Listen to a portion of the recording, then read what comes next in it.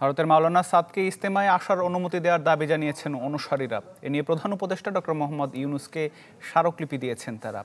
এর আগে সকালে প্রধান উপদেষ্টার সাথে দেখা করতে তার বাসভবন যমুনার দিকে যেতে চাইলে বাধা দেয় পুলিশ। সে সময় সড়কে অবস্থান নেন সাদপন্থীরা, ফলে রমনা সহ আশপাশের এলাকায় দেখা দেয় তীব্র যানজট। পরে ডক্টর ইউনূসের সাথে বৈঠকের আশ্বাসে সরে যান। স্মারকলিপি দেন প্রধান উপদেষ্টা বরাবর। আমাদের দেশে কিছু কুচক্রী মহল এই তবলিগের মেহনতকে কলুষিত করে এটাকে দুই ভাগ করে কিন্তু রাজনৈতিক ফায়দা নিতে চায়। একটাই দাবি, মাওলানা সাদ সাহেবকে যেন আগামী 5 দিনের জোরে এবং ইজতেমাতে আমরা আনতে পারি। যেহেতু আমরা শান্তিপ্রিয় দল, আমরা রাস্তা এখনই ছেড়ে দিচ্ছি, লোকজন এখনই মসজিদে চলে যাবে। ব্রেকফাস্ট, টিফিন কিংবা স্ন্যাক টাইমে মজাদার আয়োজন মানে অল টাইম ব্রেড। দর্শক, কাকরাইল এলাকায় আছেন আমাদের সহকর্মী আশরাফুল আলম আকাশ। তার কাছ থেকে সবশেষ খবর জানবার চেষ্টা করবো। আকাশ, স্মারকলিপি তো দিয়েছেন তারা, এখন সেখানকার পরিস্থিতি কি দেখছেন?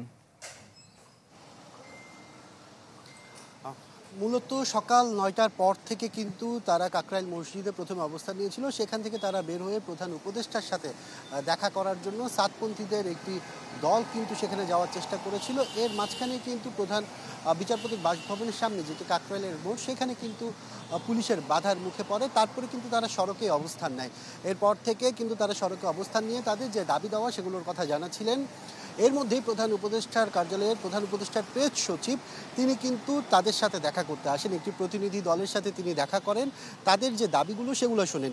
এরপর তাদের পক্ষ থেকে একটি স্মারকলিপি দেওয়া হয় প্রধান উপদেষ্টা বরাবর।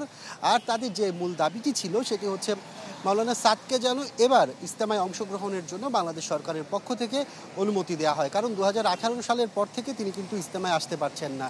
সে কারণে তাদের এবারের দাবি, যেহেতু সরকার পরিবর্তন হয়েছে, তারা যাচ্ছে তাদের এবারের দাবিটি মেনে নেওয়া হোক। এই হিসাবে তারা তাদের দাবি জানানোর জন্য প্রধান উপদেষ্টার সাথে দেখা করতে চেয়েছিলেন। তবে আশ্বাস দেওয়া হয়েছে খুব শীঘ্রই সময়ের মধ্যে প্রধান উপদেষ্টার সাথে তাদের এই দাবির বিষয়ে তাদেরকে একটি বৈঠকের ব্যবস্থা করা হবে। সেই আশ্বাসেই কিন্তু তারা যে সড়কটি অবরোধ করেছিল সেই সড়কের অবস্থান থেকে তারা সরে গিয়েছে। এখন তারা আবার মসজিদে ফিরে গিয়েছে। বলা যায় এখন তাদের যে পরবর্তী কর্মসূচি সেটি আসলে জানা যাবে যে তাদের দাবিকে আসলে কতটুকু মেনে নেওয়া হচ্ছে এর বিষয়ে। যেহেতু তাদেরকে একটি আশ্বাস দেওয়া হয়েছে প্রধান উপদেষ্টার সাথে তাদের বৈঠকের, তারা সেই আশ্বাসে বিশ্বাস করেই কিন্তু তারা বলছে আমরা আশাবাদী যে এবার তাদের যে দাবি সেটি মেনে নেওয়া হবে। আর যদি বলে রাখি, গতকালকেই কিন্তু বলা যায় যে তাবলিগ জামাতের যে ইজতেমা টঙ্গীতে অনুষ্ঠিত হয়ে থাকে সেটির শিডিউল কিন্তু গতকালকে পড়েছে। আর 29 জানুয়ারির 29 তারিখ থেকে 2 তারিখ পর্যন্ত নিজামীপন্থী এবং 7 তারিখ থেকে 9 তারিখ পর্যন্ত সাদপন্থীদের ইজতেমা করার কথা রয়েছে। এই ছিল সর্বশেষ অবস্থা।